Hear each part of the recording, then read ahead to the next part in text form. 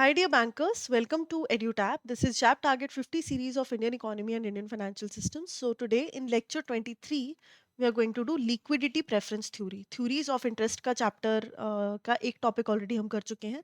This is the second most important theory और इसे हम आज समझेंगे.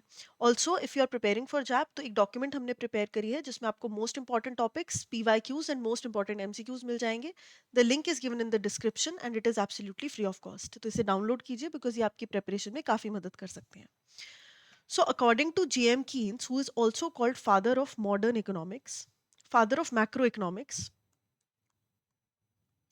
ठीक है, मैक्रो इकोनॉमिक्स के फादर भी इन्हें कहा जाता है बिकॉज इन्होंने general theory of employment interest in money the which is very prominent field which is very prominent study in the field of macro economics.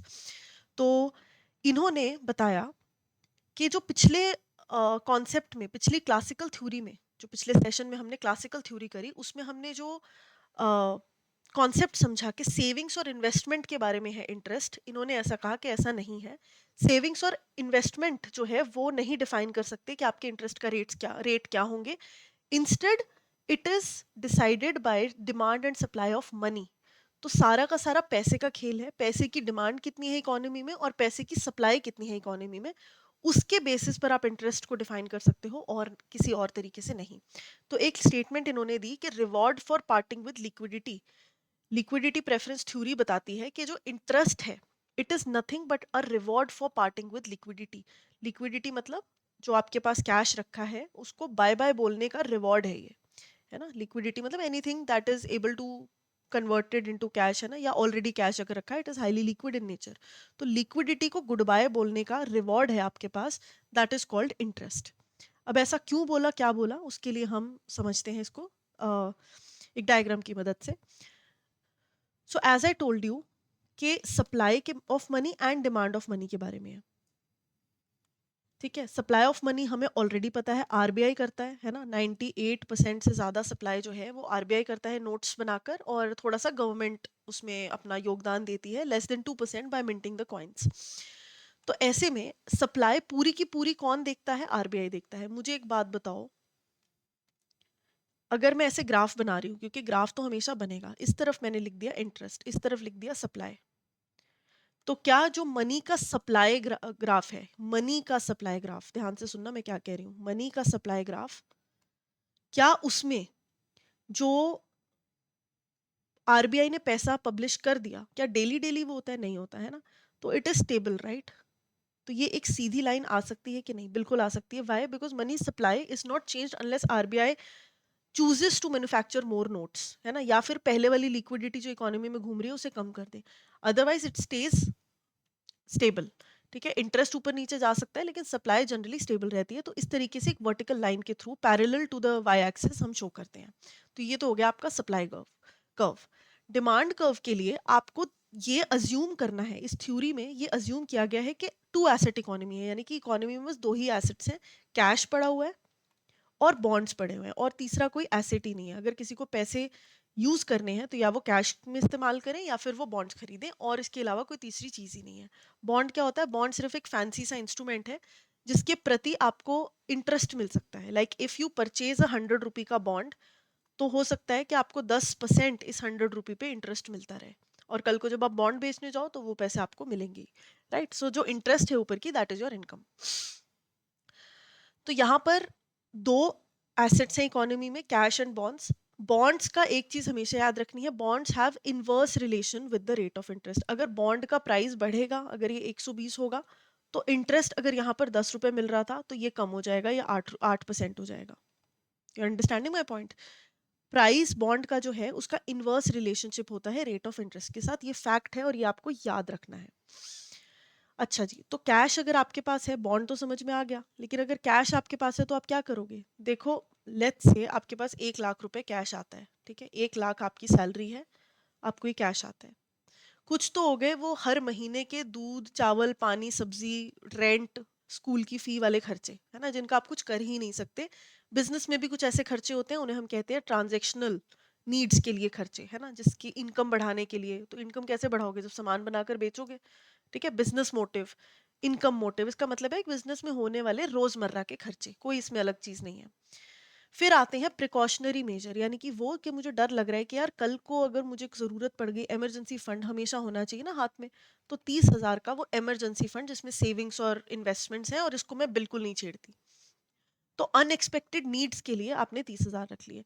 अब जो आपके पास बचे हैं 30,000, लेट्स से 50,000, है ना, डिफरेंशिएट करना आसान होगा। सो 50,000, 30,000 एंड 20,000 है यहाँ पे भी 30,000 होता तो आप थोड़ा कंफ्यूज हो सकते थे। सो 20,000 आपके पास पड़े हैं।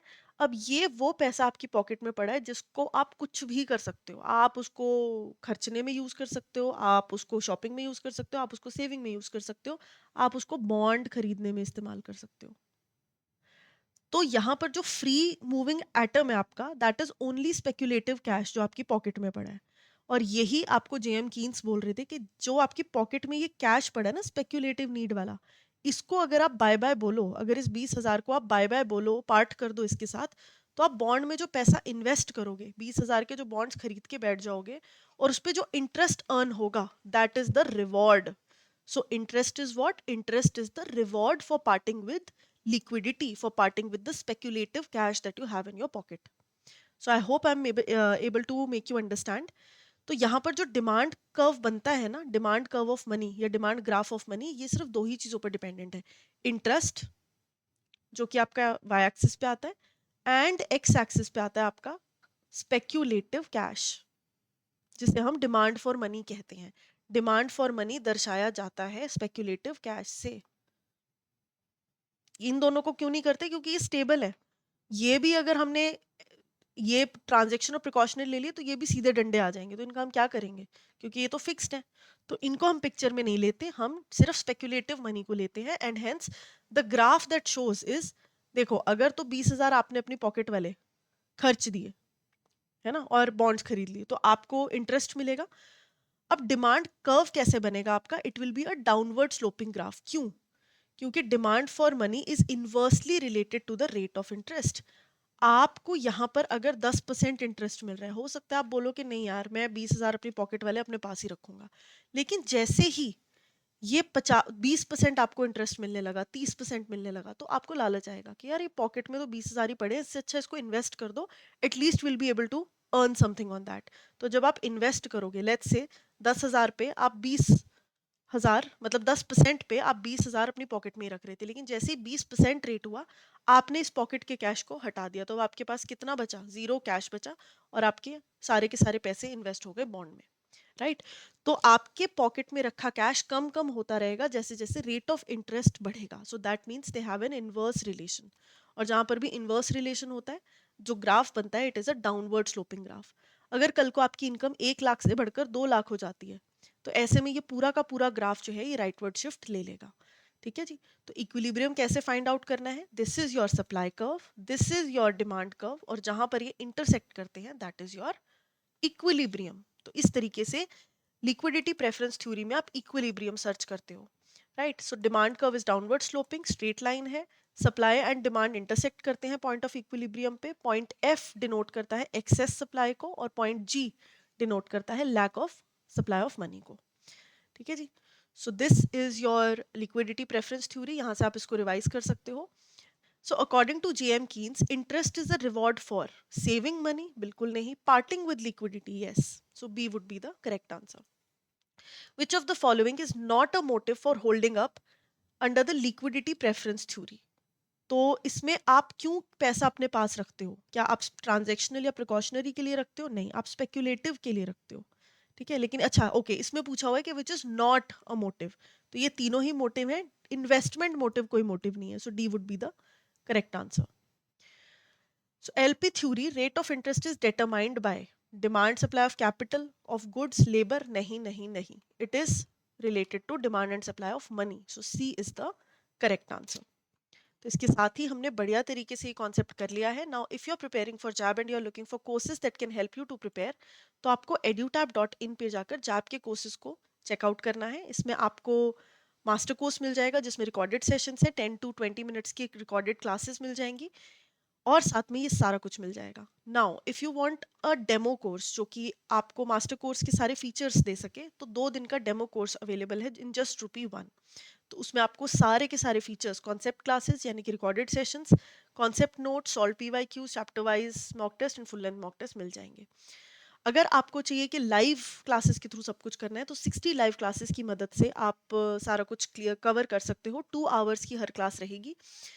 तो लाइव क्रैश कोर्स बैच 3 है, उसके लिए ब्रोशर डाउनलोड करके आप सारा शेड्यूल देख सकते हो, और इसके अलावा concept notes, PYQs, mock test and full length mock test यहाँ पर भी आपको मिल जाएंगे। साथ ही आप इस कूपन कोड का इस्तेमाल कर सकते हो। So that is all for today's session. I will see you with another one. Thank you.